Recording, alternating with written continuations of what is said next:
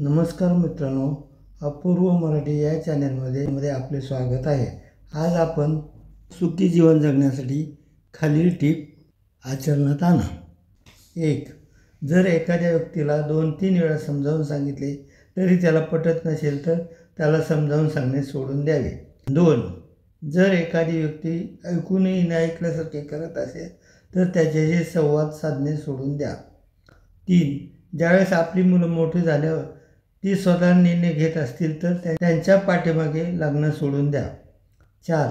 जर एका ठराविक वयानंतर कोणी आपल्याला नावं ठेवत असेल तर मनावर घेऊ नका, सोडून द्या। 5.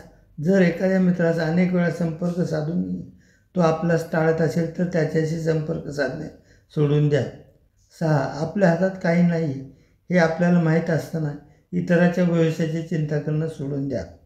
7. आपली इच्छा व क्षमता यात जास्त अंतर पडू लागलं तर स्वतःकडून फार अपेक्षा करणं सोडून द्या।